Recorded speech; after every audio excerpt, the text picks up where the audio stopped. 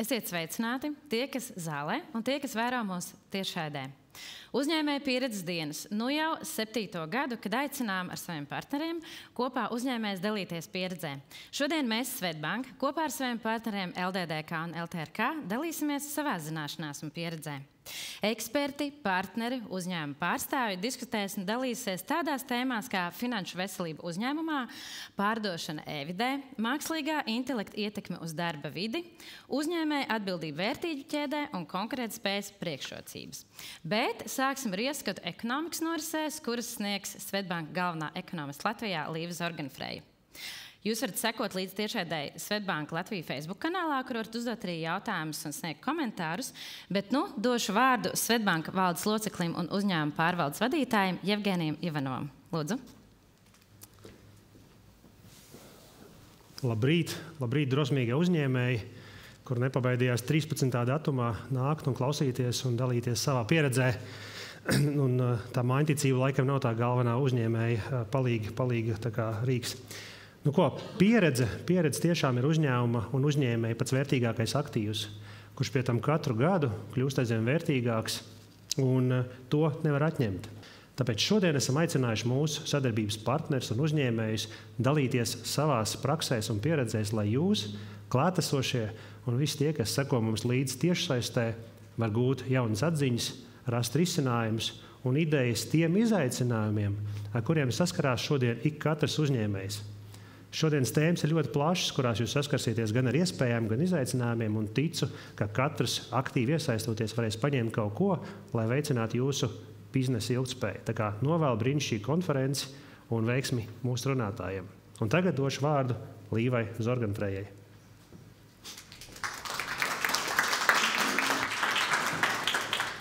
Paldies! Sveicināti esiet visi klātesošie, arī attālināti. Mani sauc Līva, kā jau visi pieteica. Stāstīšu par ekonomiku un stāstīšu par to, kā mēs redzam Latvijas ekonomiku, nedaudz paskatoties arī varbūt kā izskatās kaimiņu valstis, kādi ir tie galvenie izaicinājumi, ejot uz priekšu. Un tāds pirmais skats, man, protams, ir grafika, jo ekonomikā bez grafikiem nekādi, bet tas pirmais skats ir uz divām galvenajām lietām, par ko ekonomisti runā – inflācija un iekšzemes koprodukts. Tātad, cik mēs saražojam ekonomikā. Un, ja skatāmies uz inflāciju, tad inflācija, kas iepriekš bija ārkārtīgi augsta, virs 20%, ir nonākusi jau līdz ļoti zemiem līmeņiem. Visu šo gadu, principā, mēs redzējām inflāciju, kas ir ap 1%, šobrīd ap 2%, bet jebkurā gadījumā augstās inflācijas laiks ir galā. Nedaudz cita situācija varbūt ir Igaunijā, kur pateicoties augstākām pievienotās vērtības nodokļu likmēm, inflācija īstenībā joprojām ir salīdzinoši daudz augstāka nekā pārējā Baltijā un nekā Eiropā, Eirozonā. Iekšzemes koprodukts, tātad cik mūsu ekonomika ir spējuši saražot un kā tas ir attīstījies kopš 19. gada, mēs faktiski redzam, ka pēc Covid iekritiena bija ļoti strauja atgūšanās, dzeltenais ir Latvijai, un mēs esam jau vairāk kā 2 gadus tādā stagnācijas posmā. Pēdējie dati varbūt pat liecina par to, ka mēs esam jau kādu laiku, ka ekonomika nedaudz sarūk, bet, ja mēs pastamies tādā lielākā attālumā, un to vidējo līniju novelkam pa tiem 2 gadiem, faktiski mēs stāvam uz vietas. Tas nav, protams, labi. Mēs gribētu, lai ekonomika aug, bet arī stāvēšana uz vietas pie esošajiem apstākļiem nemaz nav tik slikts rezultāts. Ņemot vērā šo situāciju, ka gan Eiropā, gan Latvijā, gan īstenībā pasaulē inflācija ir krietni atkāpusies, un ekonomika, sevišķi Eiropas ekonomika, ir diezgan vārga, Eiropas centrālā banka jau ir sākusi samazināt procentu likmes. Un mēs gaidām, ka šīs procentu likmes turpinās sarukt, un nākamajā gadā 25. gada septembrī tās būs jau pie 1,75%. Tā kā krietni zemāks vēl nekā šobrīd.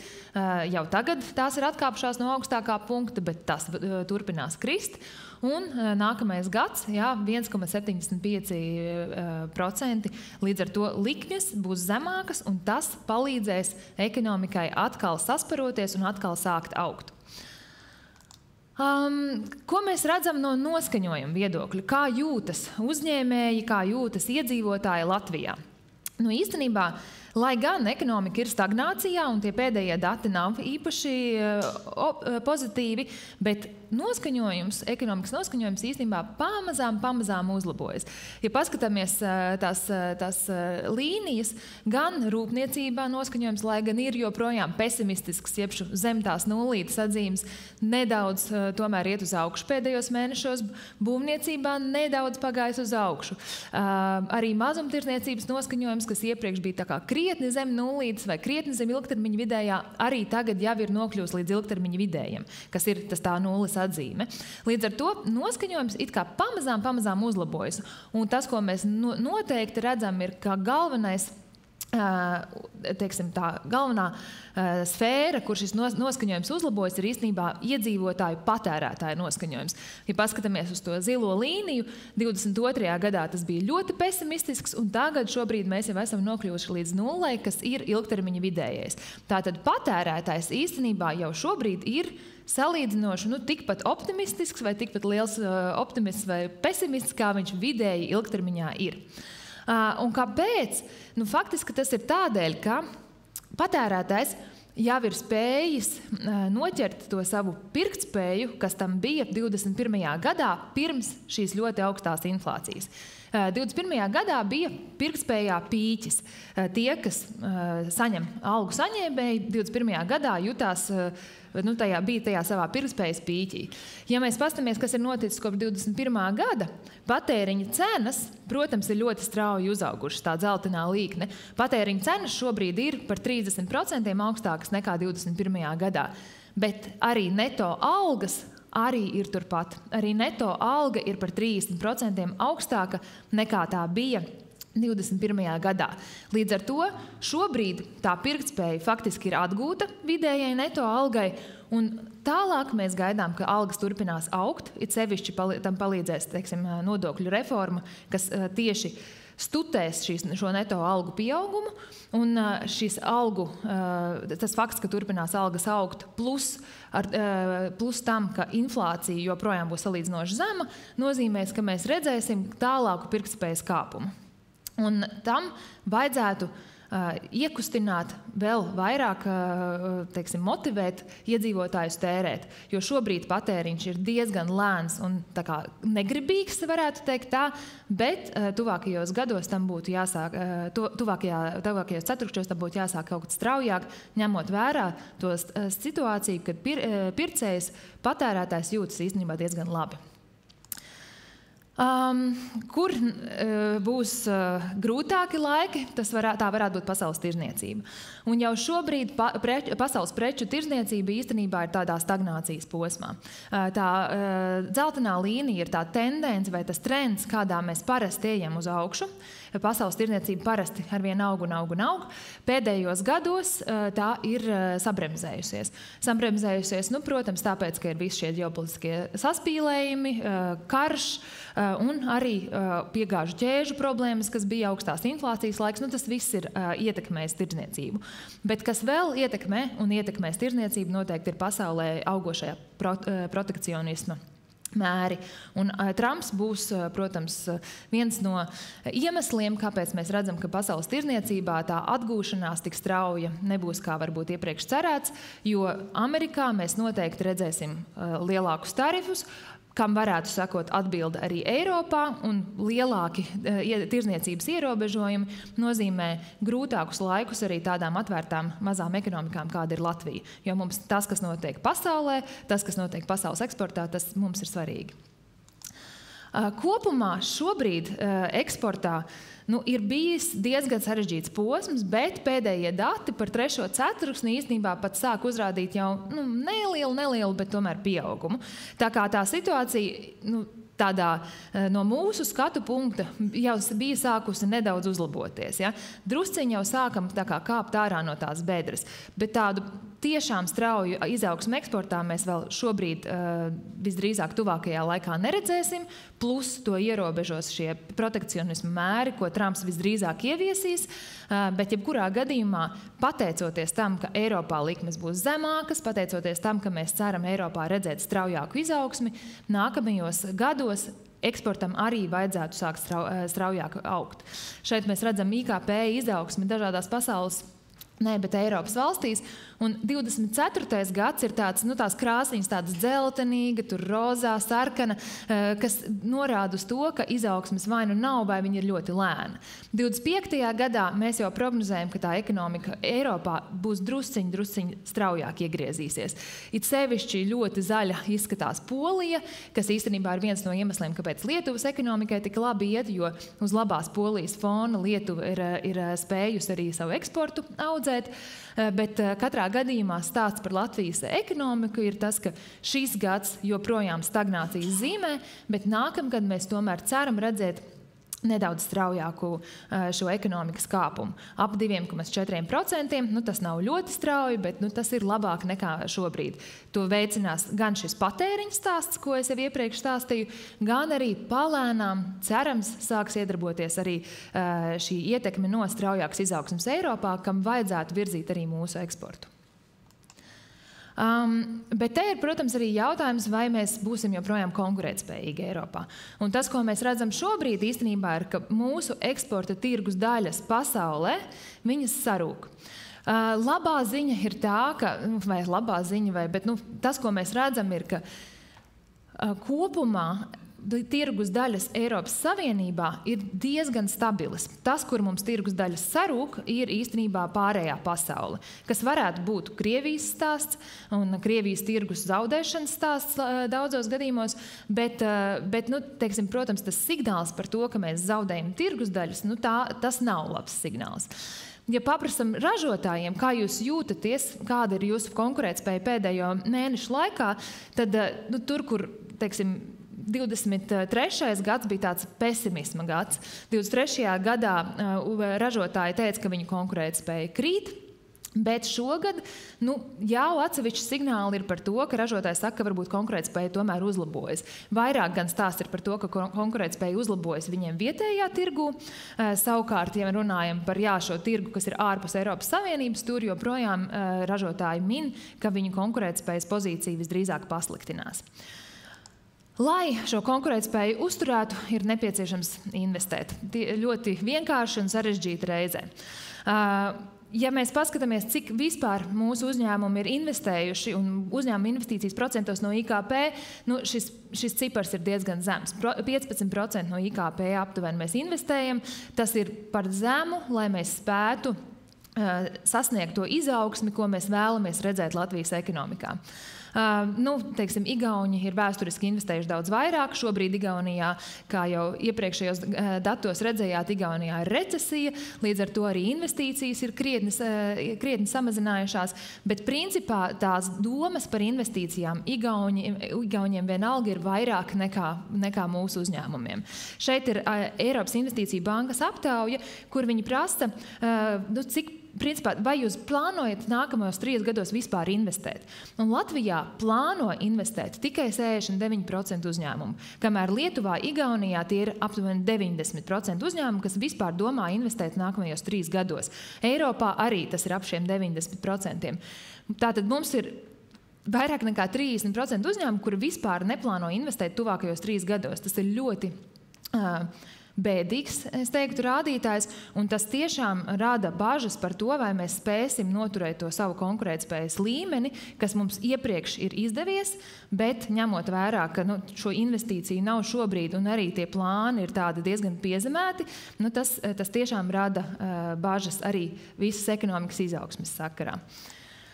Kas tad ierobežo investīcijas? Esam jau uz līdzīgiem datiem skatījušies iepriekš, bet šeit ir vienkārši jaunāki dati. Tā pozitīvā ziņa ir tajā, ka visi šie šķēršļi, kas it kā uzņēmumiem bija un joprojām ir, kas viņus attur no investēšanas, ir šogad vai 24. gadā ir nedaudz, teiksim, mazāk varbūt svarīgi nekā tie bija iepriekšējos gados.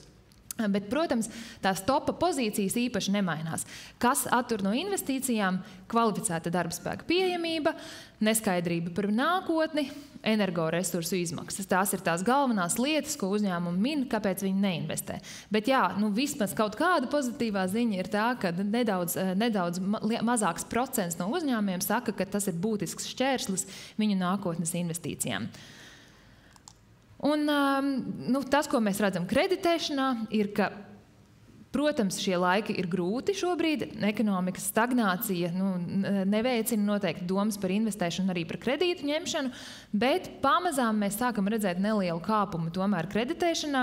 Nefinanšu uzņēmumos drusciņi kaut kas arī tur ir raudzis, mājsaimniecībās neliels kāpums, tā kā nedaudz labāk šī situācija ir. Un, protams, liels paldies jāsaka noteikti procentu likmju kursa maiņai. Tas jau, par ko stāstīju sākumā, ECB lēmumi vistiešākajā veidā pēc tam nonāk līdz mūsu uzņēmumiem un mājsaimniecībām, un tādēļ šeit jau sākam redzēt, ka procentu likmes jaunajiem kredītiem ir sākušas iet uz leju. Gan Latvijā, gan līdzīgi arī Eirozonā. Un, ja skatāmies tādu vēl skatu uz to, kā izskatās uzņēmumi un cik viņi spēcīgi varbūt izskatās, tad šie ir makro līmeņa dati par uzņēmumu pelnīt spēju. Un te ir sarēķināta rentabilitāte tādā izskatā kā peļņa vai zaudējumi pēc nodokļiem pret neto apgrozījumu. Un tas, ko mēs redzam, ir, ka it sevišķi, izteikti apstrādes rūpniecībā 22. gads, tā sarkanā līnija, 22. gads bija 21. 22. gads bija ļoti labi gadi, un mēs redzējām peļņas kāpumu, peļņas maržu kāpumu, bet 23. gadā vērojām tādu tiešām diezgan strauju lejupslīdi. Labā ziņa ir tā, ka šī lejupslīde ir faktiski apstājusies. Mēs redzam, ka 24. gadā šīs peļņas maržas, ir samazinājušās pret to, kas bija 22. gadā, bet viņas ir saglabājušās stabilas, un tas vēsturiskais līmenis nemaz tik slikts neizskatās. Līdz ar to uzņēmumi arī no šāda aspekta nevarētu teikt, ka jūtās ļoti, ļoti kritiski šobrīd. Ja? Tas vidējais uzņēmums īstenībā jūtas pat diezgan ok. Un ja mēs paskatāmies pa atsevišķiem sektoriem, teiksim, IT pakalpojumos, profesionālajos pakalpojumos, tur mēs pat redzam, ka šīs peļņas maržas sāk jau atgriezties un sāk jau uzrādīt kaut kādu straujāku kāpumu.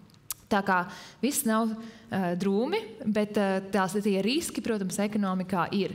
Un tas, ko mēs varam darīt katrs no savas puses, katrs no sava uzņēmuma puses, ir domāt, kā mēs varam uzlabot savu produktivitāti un savu konkurētspēju, un tas cels arī to kopējo Latvijas ekonomiku. Paldies!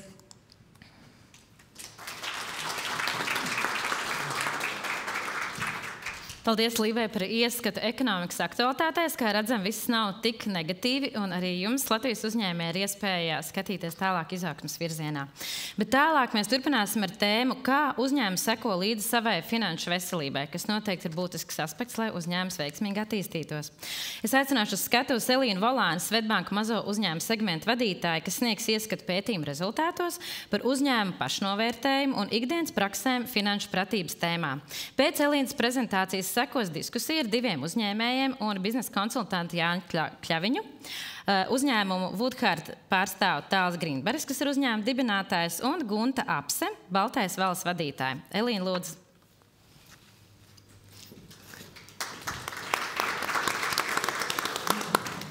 Paldies, Līvai, par ieskatu ekonomikā, un esiet sveicināti visi, kas atrada laiku atnāk klātienē un arī noskatīties ierakstu.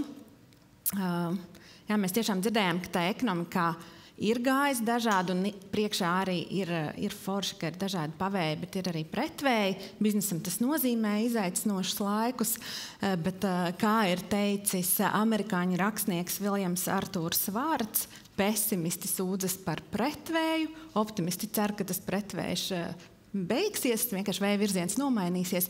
Savukārt reālisti ir tie, kas nomaina buru, pielāgojas vēja virzienam un dodas uz priekšu. Jā, un tas, ko mēs redzam, ka finanšu veselība ir tā viena no tēmām, kurai ir vērts šajos laikos jo īpaši pievērst uzmanību, jo tā palīdz uzņēmumiem augt, attīstīties un justies ikdienā arī stabilākiem. Mēs vasarā veicām pētījumu, kā jau Lāsma teica, par to, kā mūsu klienti uzņēmumi seko līdzi uzņēmumu finanšu veselībai, un vēlāk apspriedīsim to arī savstarpējā diskusijā. Tie jautājumi, ko mēs jautājām klientiem, bija par to, kā tad viņi vērtē savas zināšanas finanšu veselības tēmā, kā viņi ikdienā seko līdz dažādiem finanšu rādītājiem un ko viņi praktiski dara, lai uzņēmuma finanses būtu labākas.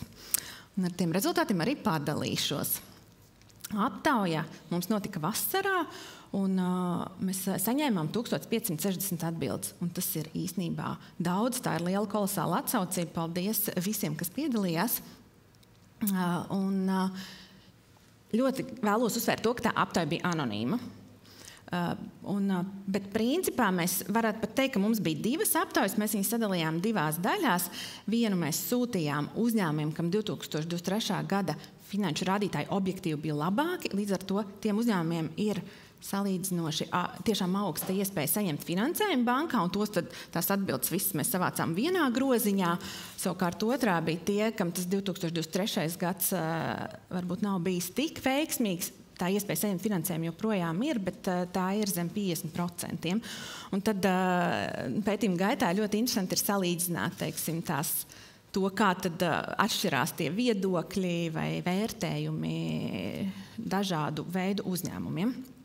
Bet tas, ko es vēl gribu piebilst, ka teiksim, uzņēmumam 2023. gadā varbūt nebija tik labi rādītāji, nenozīmē, ka viņi tur gadu iepriekš nebija labāk. Bet šeit mēs paņēmām to 23. gadu. Tas uzņēmēja profils, tas ir tipisks mazais uzņēmējs. Ja? Jūs redzat, ka 34% gadījumu tas ir vienīgais uzņēmuma darbinieks, tad 46% ir līdz 5 darbinieki. Tātad nelieli uzņēmumi lielākoties pakalpojumu nozarē. Apgrozījums pusē ir līdz 50 000 eiro gadā, tas ir 4200 eiro mēnesī. Tas tiešām galīgi nav daudz. Gandrīz trešdaļai nav peļņa, vai arī mēs, protams, zinām, ka uzņēmumi mēdz arī neuzrādīt līdz galam to peļņu, kas ir tā Latvijas specifika. Trešdaļai ir līdz 10 000 eiro, tātad maziņš uzņēmums, bet ir arī lielāki. Jā, un tad tieši pašnovērtējuma blokā ir šis salīdzinājums starp divu veidu grupām, starp tiem, kam ir labākas objektīvi tās finanses un kam tās arī nav tik labas. Kopumā uzņēmums saka, ka viņi tīri labi vērtē savas zināšanas finanšu pratības tēmā. Puse saka, ka viņi to tēmu pārvalda, bet otra puse atzīst, ka tur būtu ko pielikt. Ja? Un te ir tā vieta, kur mēs kā Svetbank redzam to savu misiju, palīdzēt uzņēmumiem šo tēmu izprast labāk, jo tas arī palīdzēs uzņēmumiem būt veiksmīgākiem. Mēs jautājam, kā uzņēmumi vērtē savas finanses, tas ir pa kreisi grafikā.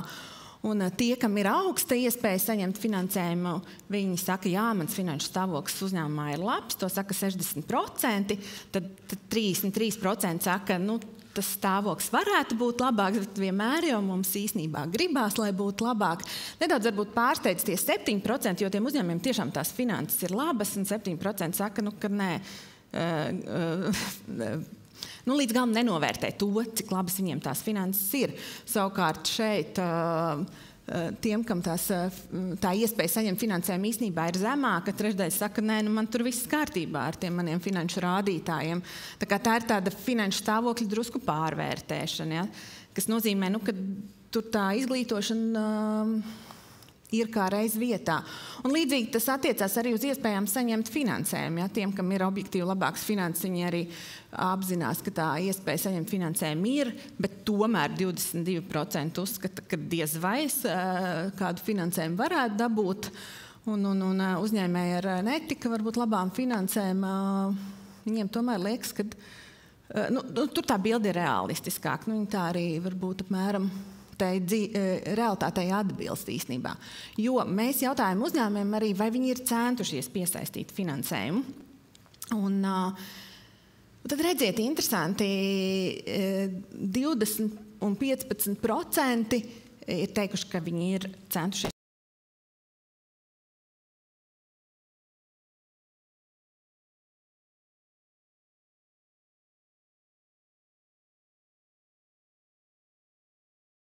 Ja, ir tā kā vērsušies pēc finansēm, bet tās viņu finanses tajā gadījumā nav bijušas pietiekoši labas. Te uzreiz var iekomentēt, ka tipiski tas ir vai nu peļņas trūkums, vai pašu kapitāla trūkums, ļoti iespējams arī kaut kādi kavēti maksājumi.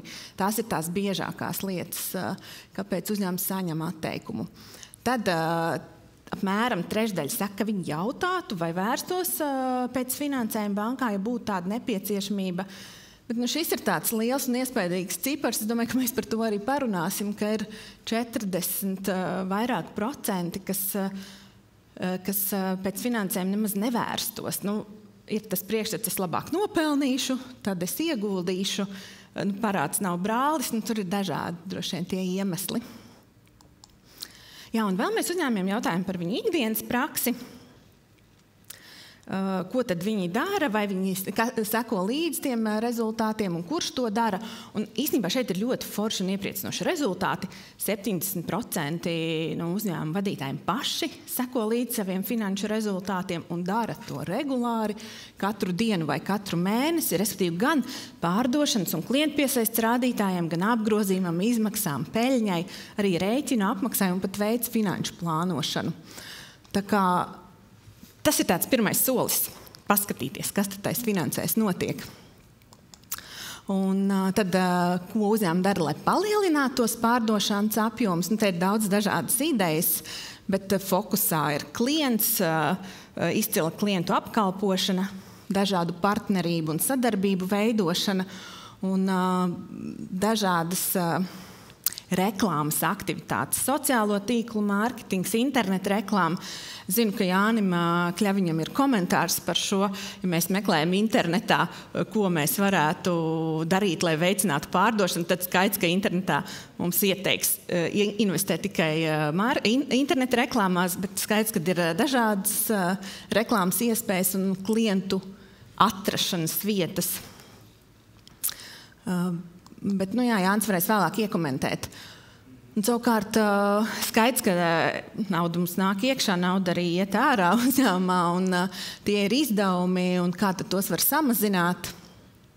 Un šeit ir uzņēmēju minētās atbildes, gan dažādu procesu optimizēšana, gan izmaksu samazināšana, pārēj uz lētākiem piegādātājiem, ārpakalpojumu izmantošana. Ļoti, man liekas, labi risinājumi.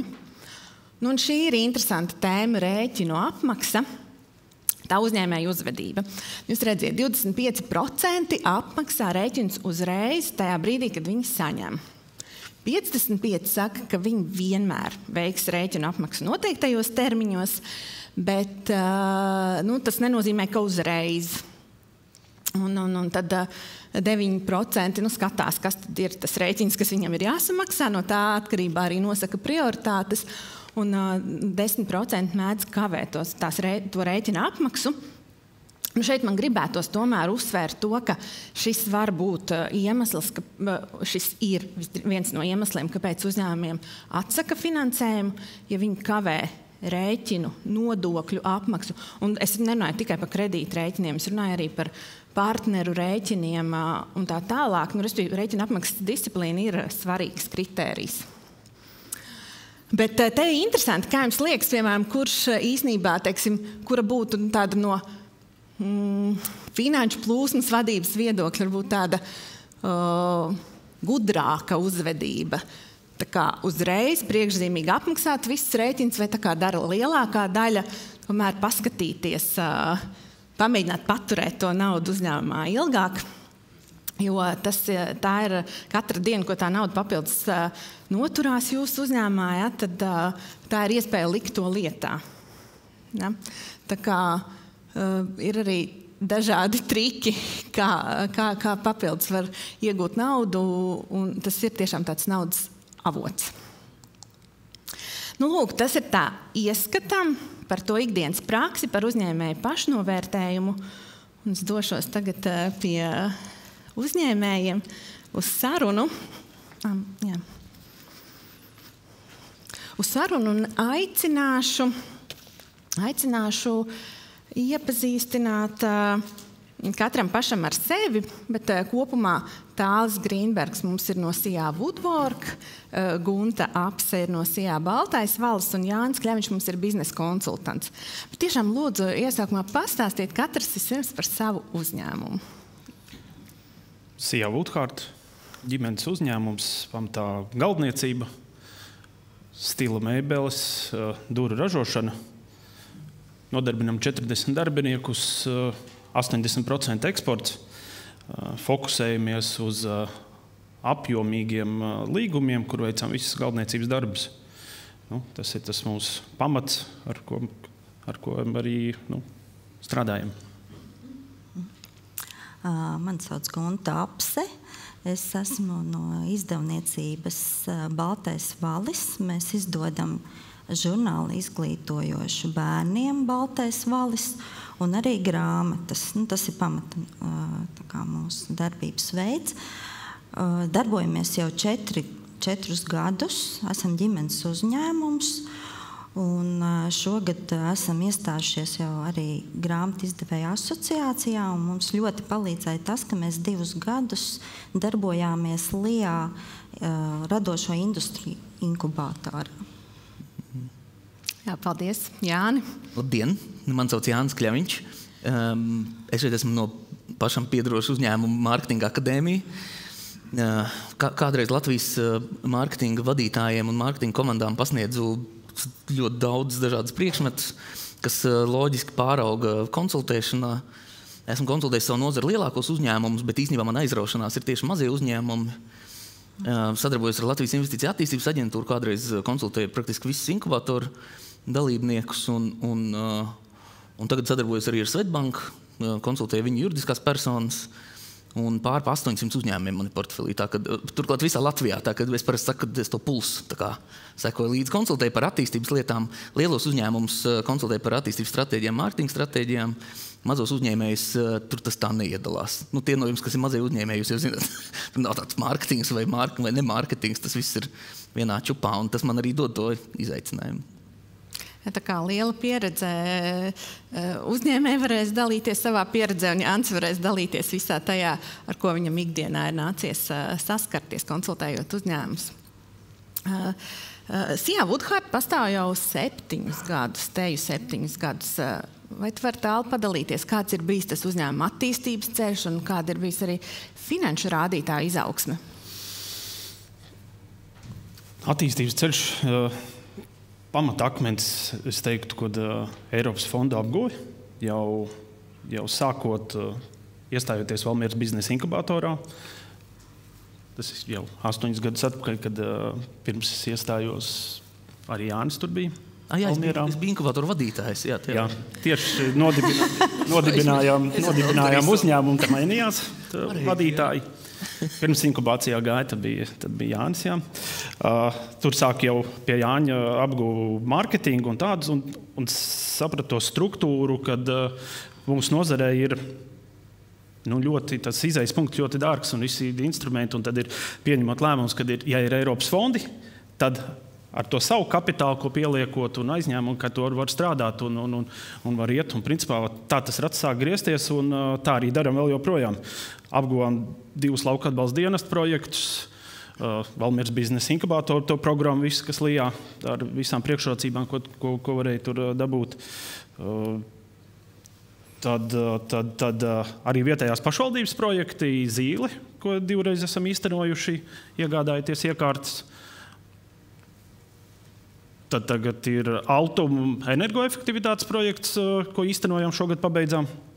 Pašreiz iet vēl viens energoefektivitātes projekts, kur ir e-enerģija, Eiropas biznesa tīkls, un jaunais LIA digitalizācijas projekts, kas ir gan apjomīgs, ar daļēji iekārtas ar Swedbank finansējumu esam piesaistījuši. Decembrī gaidām iekārtas un būsim digitāli, un tas ir tas galvenais. Protams, klienti, darbs, visu to noturēt kopā, bet tā attīstības ceļš šī Eiropas fonda piešprīce ir devusi milzīgu attīstību. Ražošanas uzņēmumi ir kapitāla ietilpīga nozare, bet jāatzīst, ka tas nav tipiski piesaistīt tik intensīvu finansējumu. Teksim, mēs redzējām datos. Tā Aldis ir pirmais uzņēmējs, ko es pazīstu, kas attīstīs biznesu ar tā saucamo fondu sendviču metodas palīdzību. Nācās izdomāt viņam nosaukumu, jo es kaut ko tādu nebija pirms tam redzējis. Pastāst mums par to metodu vairāk. Tātad, tu sāc ar to, ka tu apzini visus reģionā pieejamos atbalsta fondus, un tie atbalsta fondi daži ir, bet daži nav dublējami savā starpā, kā intensitātes tā kā palikšanai apakšā.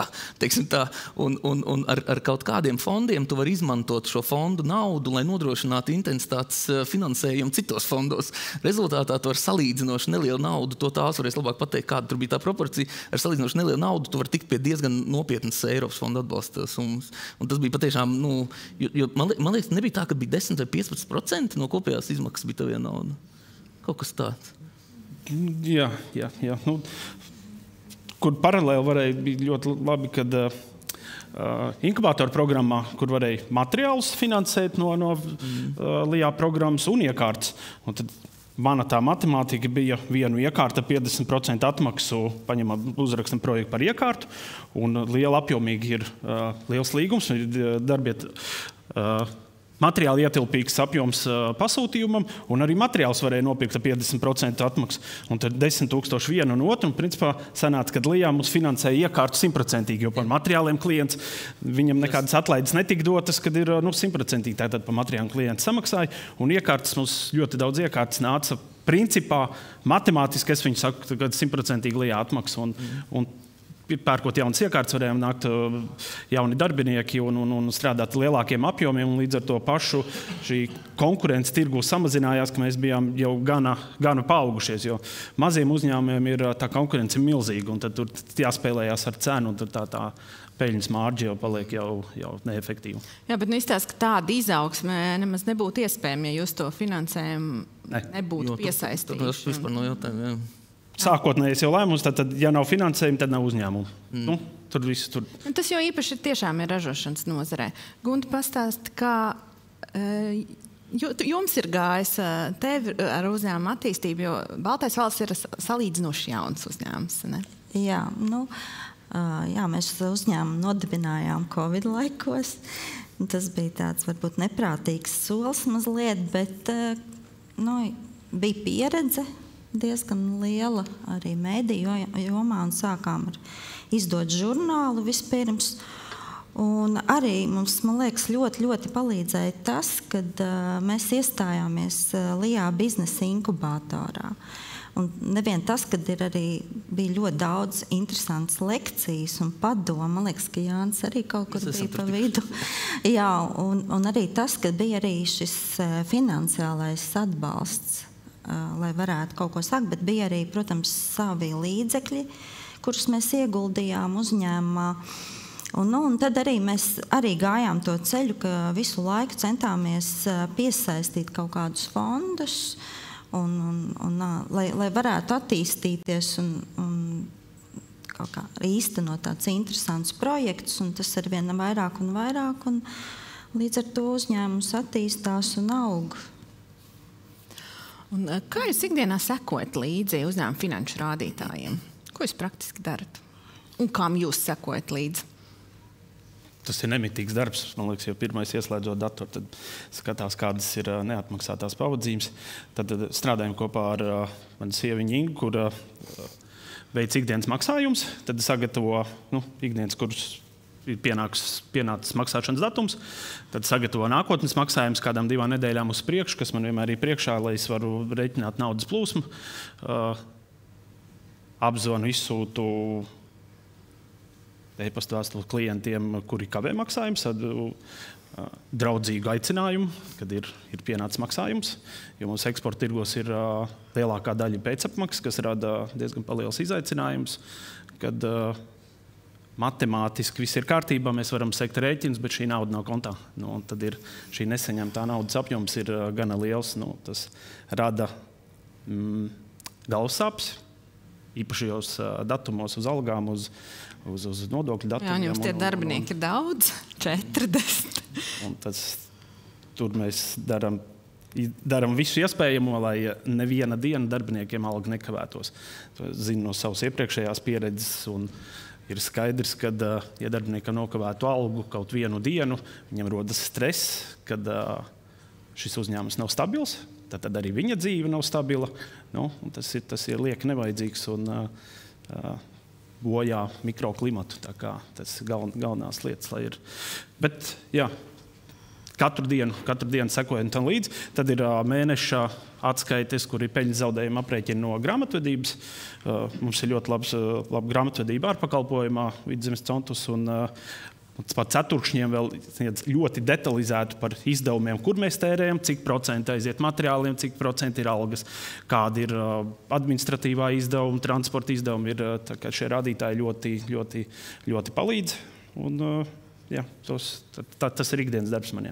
Jā, tie pakalpojumi, ko grāmatvedis sniedz, viņi var būt dažādi. Kāds grāmatvedis vienkārši izpild tās saistības pret vidi, nomaksā nodokļus, bet kāds var iedot papildus informāciju, jo tur jau viss tās zināšanas īstenībā ir. Jā, pirmos gadus varbūt, kad es pat viņus tādas neprasīju grāmatu, man sniedz, es īsti te neorientējos, ko viņi man tur dod. Bet tagad, jā, to bet tas ir labs pakalpojums, jo man vienbrīd bija tāda sajūta, ka vajag taisīt tādu kursu, ko var prasīt no grāmatveža. Jo bieži vien tu jau nemaz nezini, kaut ko iedod, kaut kādu atskaitu, vai ne? Un tad vienmēr jāsaka, nē. Sākumā, piemēram, daudz to nemaz nezinu, bet pirmā lieta, kas grāmatvedim ir jādara par jaunu uzņēmumu, viņam ir jādod informāciju valsts ieņēmuma dienestam par grāmatvedības uzskaites sistēmu. Un tā grāmatvedības uzskaites sistēma īstenībā ir ar uzņēmēju jāizrunā, bet bieži vien grāmatvedis to nedara, tāpēc, ka tā ir standartīga sistēma, kas liekas, ka viss būtu notiks automātiski, bet nē. Un tie kontējumi, piemēram, tā ir ārkārtīgi svarīga lieta. Kas mums notiek peļņas zaudējuma aprēķinā, piemēram, zem kura konta mums atradīsies konkrētā pavadzīme. Liekas, to nosaka grāmatvedis, bet īstenībā tas būtu jānosaka jums, jo grāmatvedis jau nezinu, viņš jau nav jūsu uzņēmumā, ja viņš ir ārpakalpojumi, protams. Bet tu domā, ka uzņēmējiem pašam to vajag zināt?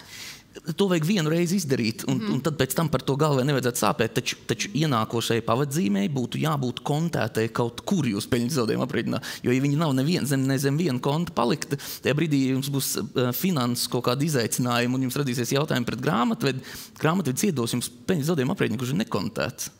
Un tajā brīdī jums no tā peļņas zaudējuma aprēķina nav pilnīgi kādas jēgas. Nav nekāda jēga, nevar izdarīt secinājumus. Ja? Viņi nevar nekādus secinājumus izdarīt, ka tur viss ir samests vienā čupā, un gala rezultātā diemžēl, bet no tādiem finanšu datiem jēgas nav uzņēmumā. Es dzirdēju ļoti interesantu komentāru vai, teiksim, tādu praksi, ko tu ikdienā tā pielieto, ir pieskatīt šos te rēķinus, ko jūsu uzņēmums ir izmaksājis, ja, un vai sadarbības partneri apmaksā tos rēķinus laikā, jo es tiešām esmu dzirdējis situācijas, kad mazie uzņēmēji izraksta rēķinus, un tad viņi aizmirst par viņiem. Ja, un tad pēc pāris mēnešiem atcerās, šis man nav samaksājis, un tad meklē to naudu rokā, ja, bet īsnībā, ja tā nauda ātrāk ienāk, ātrāk viņi varētu likt lietā. Mēs viņus arī mazliet tur grupējam, ir klienti, kur regulāri kavē, tad viņi iegrupē tādos apgrūtinātos, jo tu ar viņiem jau rēķinies, ka viņš kavēs. Tur ir skaidrs. Cenšamies varbūt arī iecenot kaut kādu procentu, kad tajā pašā brīdī man varbūt tā nauda kaut kur jāizņemās pie tā, kas ir pie klienta, kur stāv, jo viņš viņu kavē. Ir klienti, kuri tiešām nosūtot rēķini jau pēc minūtes jau ir kontā, viņiem atkal ir cita attieksme, un viņi spēj no mums varbūt uzprasīt kaut ko vairāk, jo tā ir tā savstarpējā sadarbība, bet sekot līdzi, tas ir ļoti svarīgi.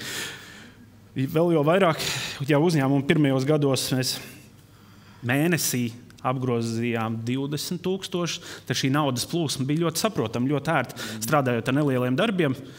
Ātri viņi pabeidz, ātri saņem naudu, samaksā, un tur, viņi ir ļoti pārskatām. Tagad, kad mēnesī ir 150–200,000 apgrozījums, tad projekti ir lielāki, ir liela materiāla krājumi jāiepērk, kuri lielākajai daļai ir pēcapmaksas. Tāpēc ir svarīgi jau paliekt par pienākumu, kad ir sekot līdzi, lai mēs nekavētu piegādātājiem, jo piegādātāji, kas mums piegādā arī uz pēcapmaksām, un ja mēs esam nospieduši viņus jau uz lielām pēcapmaksas dienām šis termiņš ir jāievēro. Ja mēs neievērosim, viņi nocirtīs nost un pateiks priekšapmaksā, un tad ir viss, un tad ir tā mūsu miedarbība naudas plūsmai vairs nedarbosies. Ir tāds teiciens, čīkstošs zobrata eļļo pirmo. Un, diemžēl, bet tas attiecas uz pavadzību apmaksām. Tie no jums, kas daudz strādā ar tā pavadzību, noteikti zina, par ko es runāju, jo, diemžēl, es nezinu, kāpēc tas tā ir, bet tev ir jāzvan un tev ir jāsaka, un jo vairāk tu zvanīs un teiks, jo lielāka ir iespējamība, ka tev to rēķina sauc. Precīzi, tas arī darbojās arī uz mūsu pusi, kad ir tā naudas plūsma vēl pavisam švaki, tad šitais nekad nezvan, šitais nekad nav čīkstais. Viņu var pabīdīt tālāk, un diemžēl tā tas arī ir.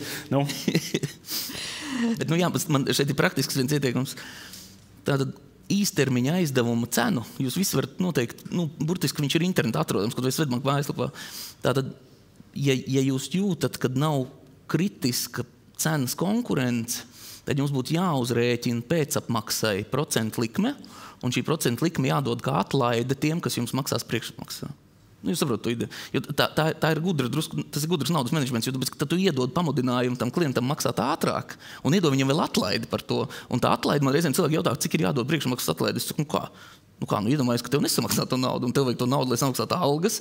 Tātad tev tā nauda izmaksās, cik tur ir 10-20% gada likuma. Tātad, pieņemot, kad ir 2 mēnešu apmaksas termiņš, sadalam 20 ar 12, sareizina var 2, tā ir tā atlaide, ko jūs varat dot priekšmaksas maksāt. Paldies, labs praktisks ieteikums. Gunta, kā tu seko līdzi uzņēmuma finanšu rādītājiem? Jā, es arī pati sekoju izdevniecības Baltais valis finanšu rādītājiem un ļoti bieži to daru.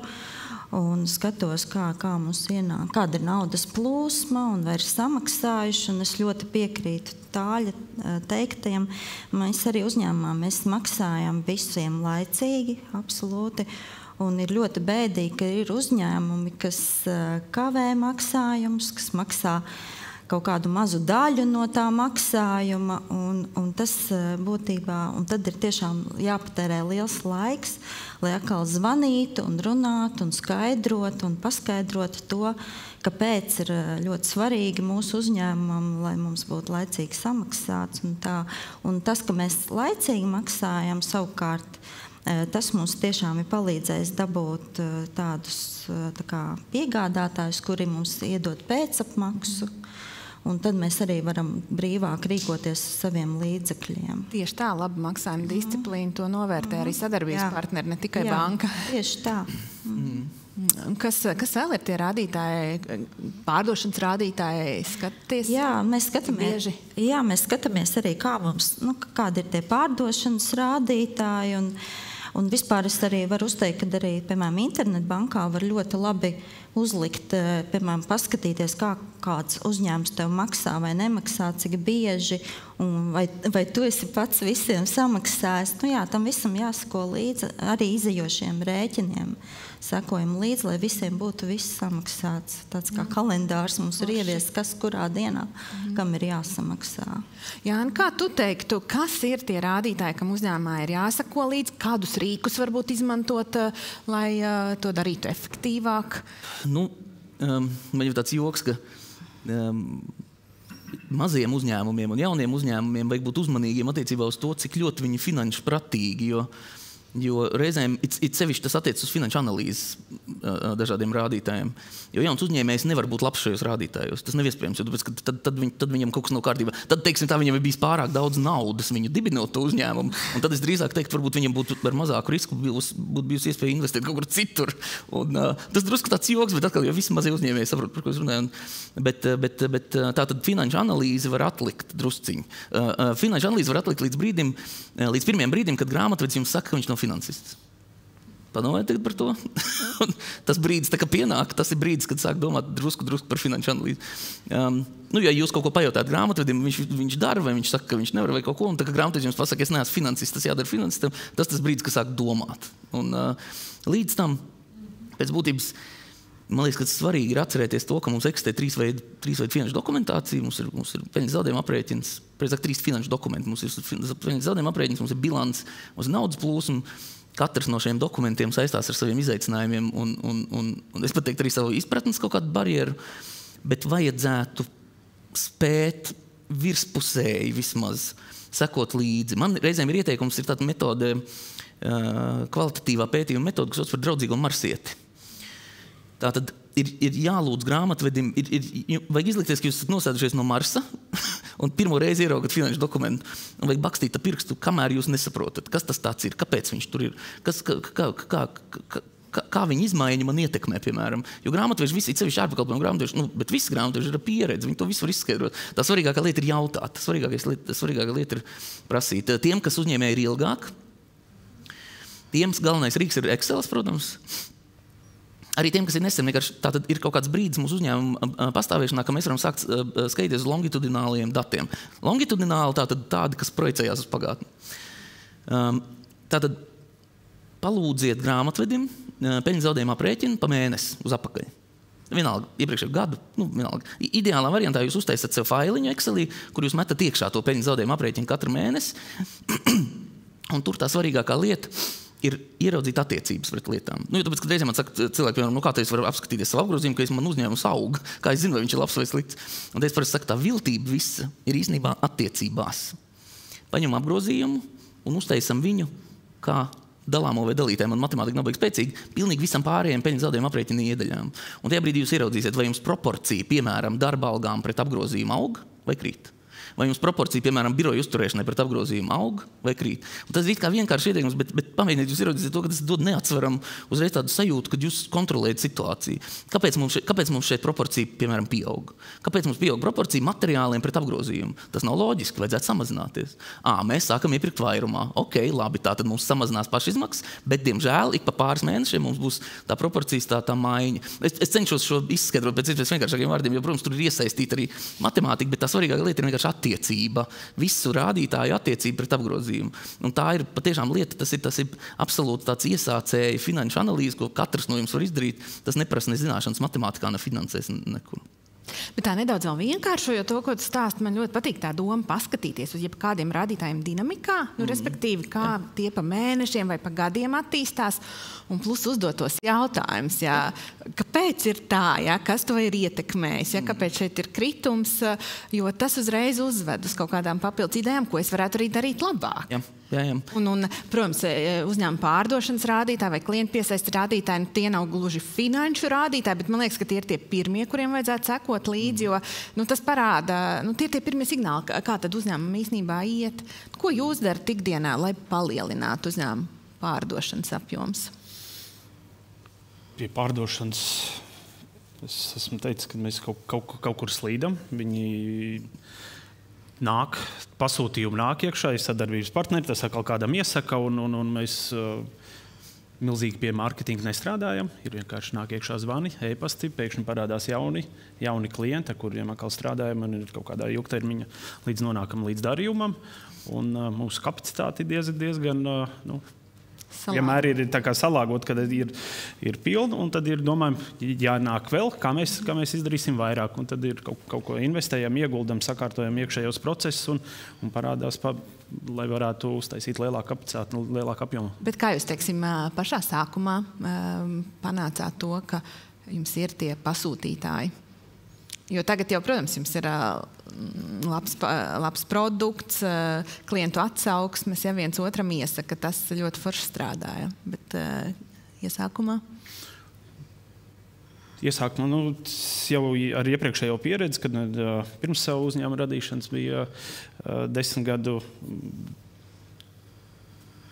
galdniecībā strādāju, kur ir klientu loks kaut kāds bijis sadarbojies, kur varbūt daži klienti teica, ka es strādāju ar tevi kā ar personību, nevis ar uzņēmumu. Tāpēc varbūt kaut kādi man pienāca tā, ka dēļ manis kā atpazīstamības. Un tad lielāko daļu, kas arī radīja uzņēmumu izaugsmi, bija paralēli sieva strādāja uzņēmumā, kas tirgoja instrumentus, brauc pie klientiem pa vidzem apkārt un tad dažiem būvniecības uzņēmumiem. Un, protams, ieķīlājot visu savu mantu, visu, kas bija, visu ģimenes māju, stress bija paliels, ka nebūs darba. Un tad šīs manas vizītkartes vienmēr, kur jūs veicat galdniecības pakalpojumus, kur jūs un ļoti daudz šīs vizītkartes nostrādāja un tieši apstākļu sakritības pēc, kad tiem uzņēmumiem kaut kas mainījās vai ar iepriekšējo sadarbību, bija zvans un teica, hei, strādājam. Jā, tad nepazīstam cilvēku saka, hei, ja tev būs tikpat laba attieksme kā tavai sievai, tad es domāju, ka mēs varēsim ilgstoši strādāt. Un strādājam vēl šobrīd, jā. Redz, tāds nepārtraukts rūpes par to, lai būtu tie klienti, ja? Nepārtraukts darbs pie tā. Gunta, tev savukārt pajautāšu, ko jūs darat uzņēmumā, lai samazinātu izmaksas?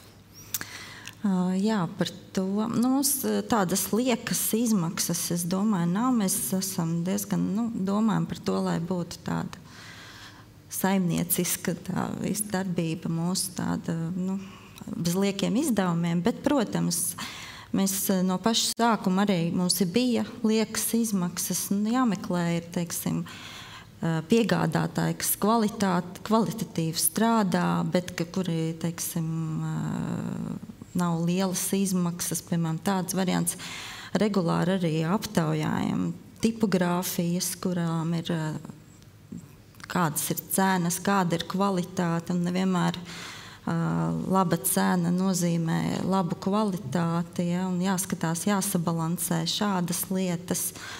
Atsakamies no kaut kādiem piegādājumiem, kas varbūt nedara kvalitatīvi savas lietas. Tā kā daram, meklējam, protams, meklējam variantus, kā būtu labāk.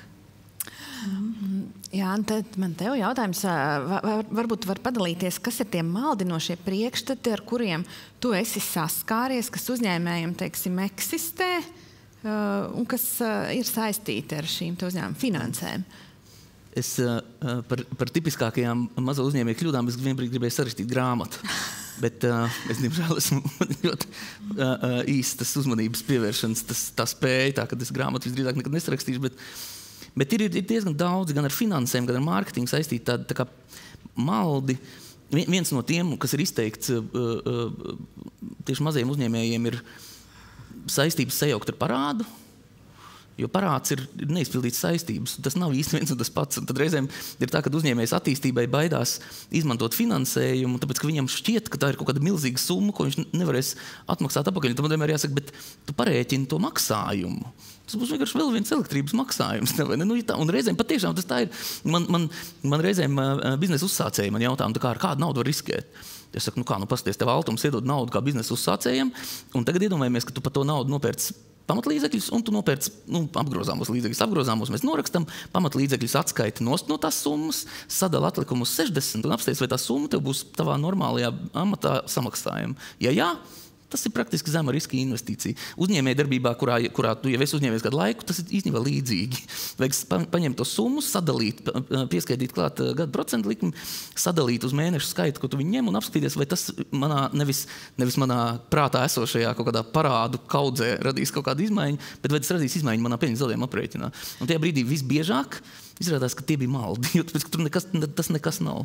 Un tā, kad jā, tā ir viena tāda lieta, vēl viena lieta mazajiem uzņēmējiem, kas plāno kaut kādu attīstību, vajadzētu uzmanīties ar to, kas ir fiksētā, kas ir mainīgā izmaksa. Tur, piemēram, es redzēju no atbildēm, kā cilvēki menedžē savu izdevumu samazināšanu, ļoti liels procents atbildēja, ka viņi izmanto ārpakalpojumu. Tur ir jautājums, kurā brīdī tā ir izmaksu samazināšana. Ir tāda lieta, es neiegrimšu detaļās, bet ir tāda lieta kā finanšu svirošana, laikam, leverage. Un tas nozīmē to, ka tajā brīdī, kad jūs apgrozat pietiekoši daudz, lai jūs varētu nodrošināt paši kaut kādu ražošanas procesu, tajā brīdī viņš izmaksās lētāk nekā pirkt ārpakalpojumu. Un tad reizēm ir tāds malds, ka kā ārpakalpojumā viss ir lētāk. Padomājiet, ārpakalpojums sniedzējiem taču arī vajag peļņu. Tātad viņš jau no jums nopelna. Bet es domāju, ka varbūt ir situācijas, ka tomēr tajā ārpakalpojumā ir lētāk. Jā. Varbūt es nespēju ar saviem apjomiem pilnu slodzi darbiniekam nodrošināt. Katra situācija ir īpaši. Vienkārši augot ir jāpārdomā ārpakalpojuma noderīgums un pienesums kopējā uzņēmuma peļņas zaudējuma rādītājā. Vienkārši tā problēma ir tā, ka parasti mazie maldās, ka viņi lieli, un lielie maldās, ka viņi mazi. Tā ir tā galvenā problēma. Un tajā izaugsmē jau arī tā svarīgā lieta ir saprast, ka uzņēmējam augot, ir vairākas reizes praktiski jānomaina domāšana vispār otrādāk, jo kamēr tu esi maziņš, protams, tas ir ārpakalpojums. Tie ir pāris savie klienti, kas ir ārkārtīgi lojāli un tā tālāk. Augot, aizvien sadrumstalojot, piemēram, izplatīšanas kanāli, aizvien lielāks nozīme ir komunikācija, aizvien mazāk nozīme ir tiešai pārdošanai. Tagad izaugs pavisam liels, tad sākās korporatīvā pārvaldība. Tas viss ir tāds nepārtraukta iešana, mācīšanās un iepriekšējo stereotipu drusku laušana, lai tu varētu ielausties jaunajā tajā savā izaugsmas, tajā plato. Tā varētu teikt. Gunta, varbūt tev nāk prātā kādi maldi, kas tev ir bijuši, un tu laika gaitā esi sapratusi, ir savādāk? Vispār man liekas, ka uzsākot uzņēmēju darbību, vispār ļoti daudz maldu. Un tad, kad tu sāc kaut ko darīt, tad tu saproti, ka viss pavisam ir citādāk.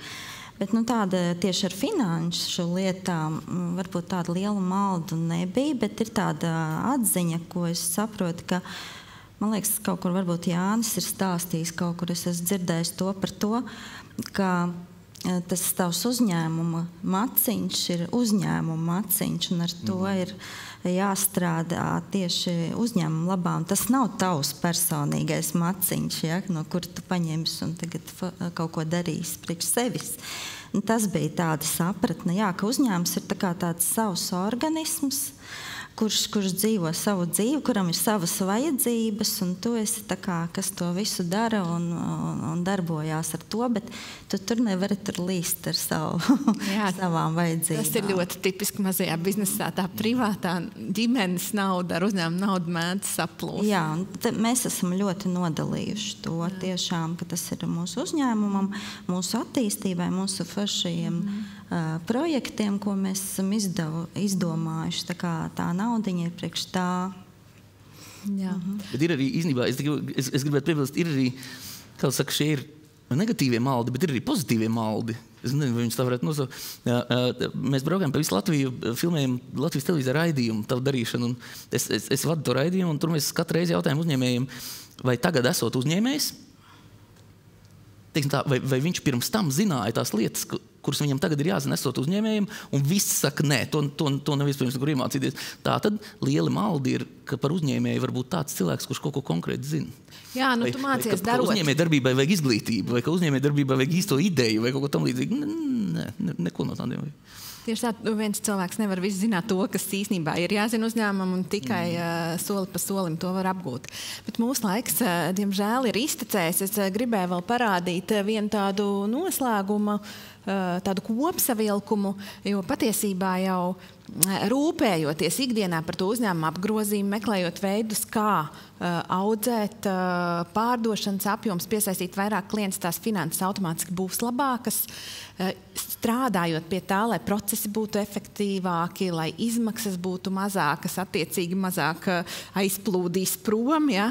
un ievērojam šo te rēķinu apmaksas disciplīnu, bet patiesībā ne tikai ievērojam, bet rīkojamies ar tam rēķiniem arī gudri. Ja? Ļoti labi piemēri, ko jūs arī sarunas laikā minējāt. Ja? Tās ir tādas 3 pamatu lietas. Tā. Un tad man īstenībā pārsteidza šī atziņa, ko mēs jautājam uzņēmējiem, kā tad jūs vērtējat, kā jums biznesā iet, un 70% saka, ka viņiem iet labāk, kā plānots dibinot, vai pat labāk. Man liekas, tā ir ļoti laba ziņa, ja? Nav viegli. Un īstenībā, ja jums ir jautājumi par uzņēmumu finanšu rādītājiem, mums bankā ir konsultantu komanda, kas jums ir gatava paskaidrot šos rādītājus. Mēs apzināmies, ka uzņēmējiem tas zināšana līmenis var būt ļoti dažāds. Ja? Viņš var būt ļoti bāzes līmenī, un mēs mākam runāt tādā līmenī.